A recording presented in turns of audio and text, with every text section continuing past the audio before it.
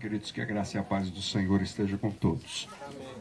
Quantos querem ouvir a voz do Senhor nessa noite? Amém. Vamos então pedir que Deus possa nos dar a sensibilidade, porque Deus fala de muitas formas e de muitas maneiras. Cabe a cada um de nós entender, sentir e ouvir aquilo que o Senhor tem a falar. Pai Celestial, nós te damos graças, Senhor, ó Deus, por mais este dia que o Senhor nos concede. Pela certeza, ó Deus, de que o Senhor e de que as tuas misericórdias, ó Deus, nos sustentaram durante este dia. Eu te dou graças, Senhor, ó Deus, pela tua igreja reunida nesta hora. Quando aqui, ó Deus, louvamos o teu nome, quando aqui, Senhor, ó Deus, oramos, quando aqui, Senhor, ó Deus, aprendemos, Senhor, ó Deus, com as situações da vida. E agora, ó Deus, quando nos propomos a ouvir, Senhor, ó Deus, a tua voz por intermédio da tua palavra. Que o Senhor, ó Deus, possa tomar a vida do teu filho, Senhor, nas tuas mãos nesta hora. E que no abrir e fechar, ó Deus, dos seus lábios, ó Deus, possa sair virtude. Palavras, Senhor, ó Deus, que sejam para edificação, Senhor, ó Deus, daqueles que escutam.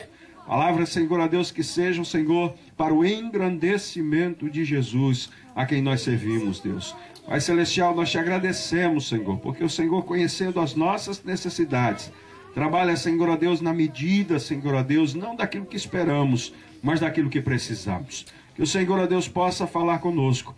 Usa, Senhor, ó Deus, o teu filho, e que nós possamos, Senhor, ó Deus, aos que têm ouvidos, ouvir, ó Deus, a voz do teu Espírito. Assim oramos, ó Deus, em nome de Jesus de Nazaré. Amém.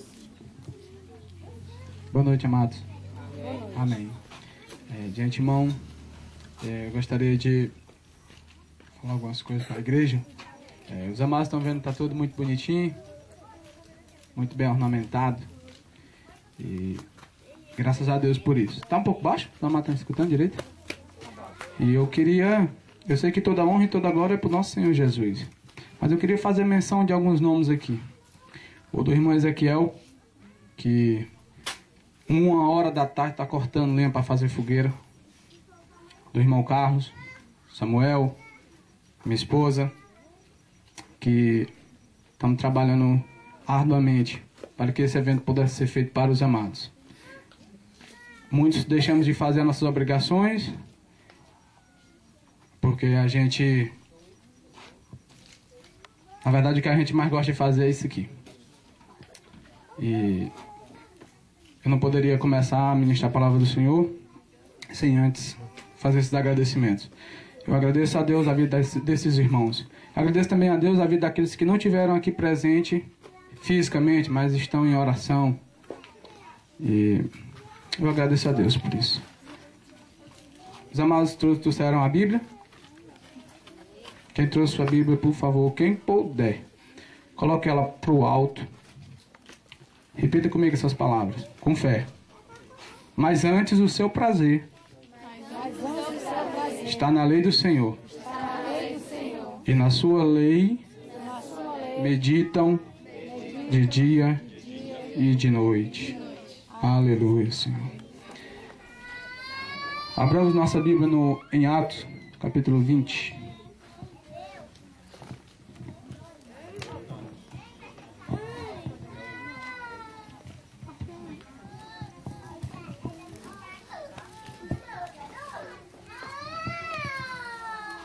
Todos acharam? Quem não achou, diga misericórdia. Amém? Os que puderem se pôr de pé, por favor, se coloquem.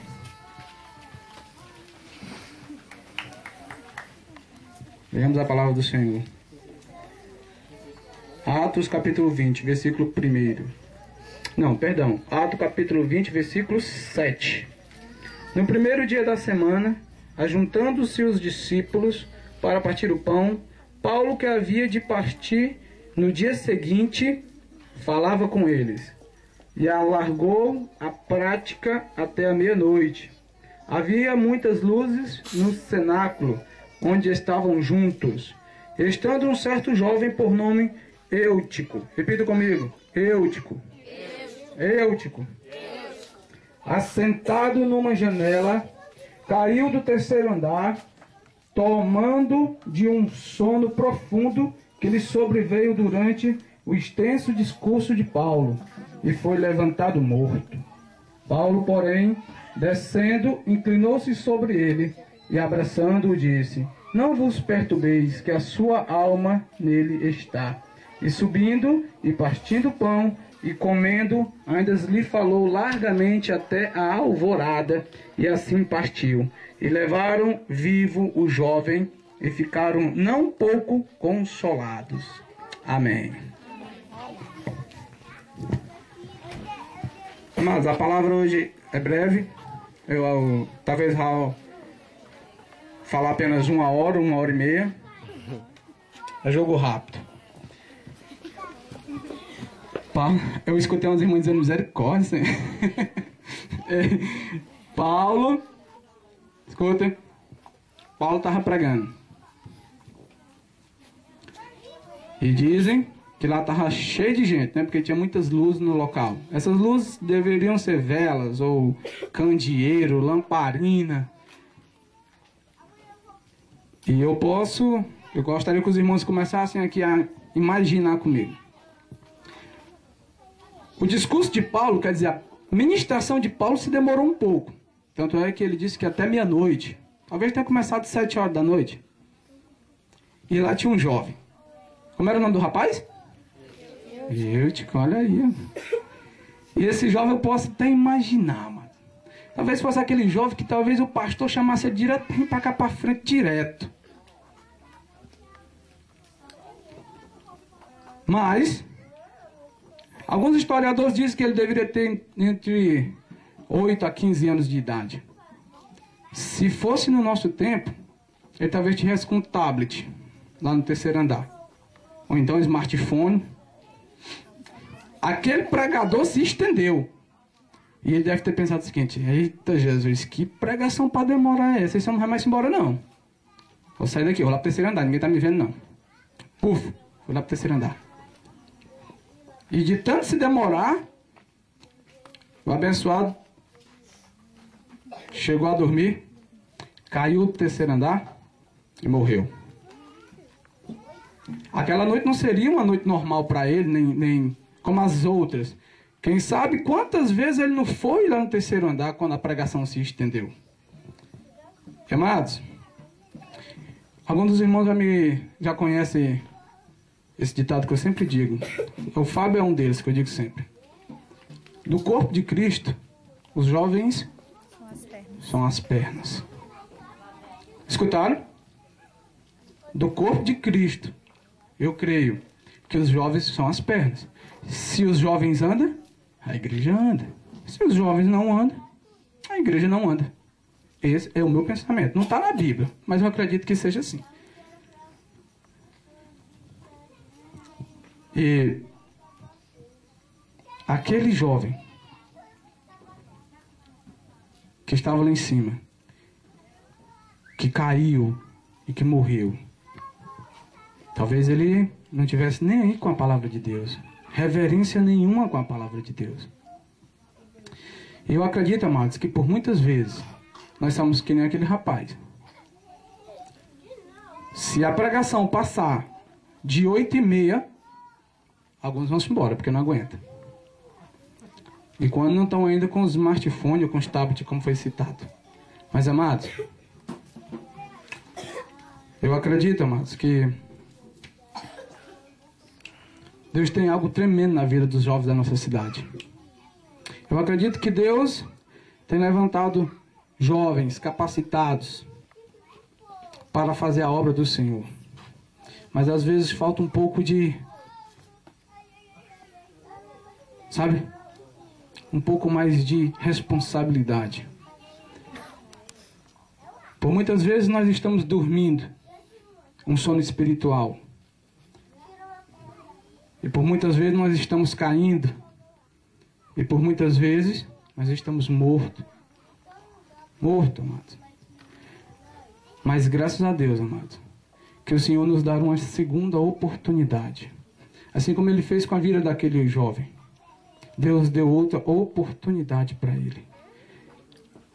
Quando Paulo foi lá e abraçou, eu acredito que era o próprio Jesus que o abraçava. Porque Paulo naquele momento era apenas um vaso.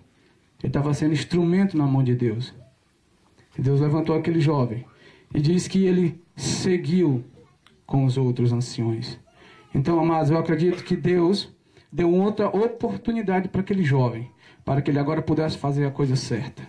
E eu espero, amados, que Deus venha nos acrescentar várias e várias oportunidades, para que possamos fazer a coisa certa do jeito certo, para que não possamos, ó Pai, dormir, para que não possamos cair do terceiro andar, porque para aquele jovem teve uma segunda oportunidade. Para aquele jovem teve a segunda oportunidade. Alguns jovens, amados, têm um negócio de... Eu dizia sempre que eu só queria servir a Deus quando eu tivesse mais velho, porque eu já teria vivido muitas coisas. Mas Deus te quer servindo enquanto jovem, porque tu tem força e coragem, amados.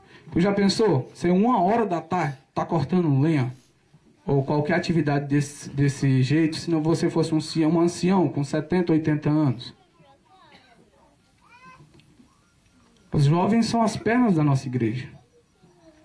Quando nós fazemos um evento desse tamanho, a gente conta com os jovens da igreja. Sabe, amados, quando você vê uma igreja para frente, uma igreja ousada, diferente, que o evangelismo dela seja triunfante, pode olhar que a maioria é jovem. Não estou aqui desmerecendo outros que não sejam, mas eu estou querendo que vocês entendam. Os jovens da nossa igreja entendam que o ministério precisa e necessita de nós participando. Não deixamos apenas para que 2 ou 3 possam fazer a obra do Senhor.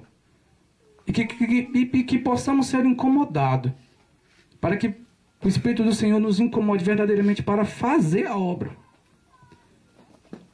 Que possamos ligar para aquele irmão que está à frente de um trabalho e perguntar: irmão, o que está precisando? Eu quero participar, amados. Às vezes, amados, a gente se converte, tem 10, 12 anos de igreja e ainda não fizemos nada para a obra do Senhor. E eu fico me perguntando como é que pode. Quando eu me converti, eu queria sair doido pregando a palavra de Deus no outro dia.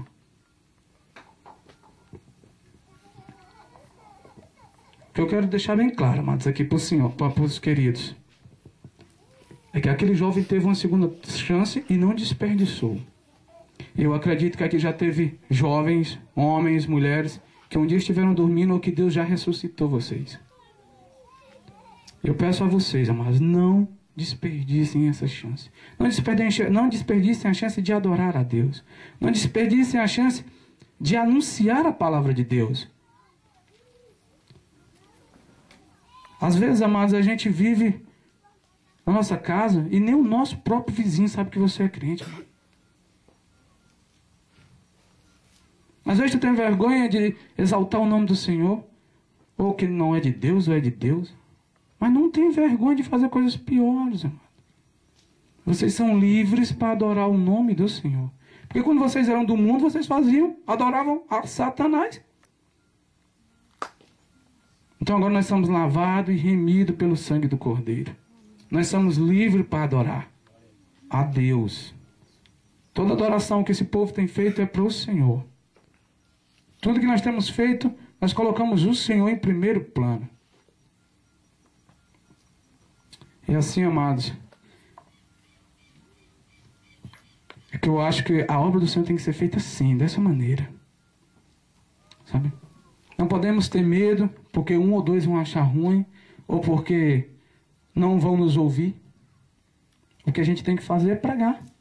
Porque quem converte é o Espírito Santo do Senhor. E mais uma coisa. Às vezes, nossos jovens, que eu digo no geral em igrejas, tem algumas atitudes que não são de jovens crentes. Não são de jovens batistas ou qualquer outra denominação. Antes de vocês ser jovem, vocês são crentes. Então comece a pagar o preço por ser crente. Lavado e remido pelo sangue do Cordeiro. Amém, amados? Amém.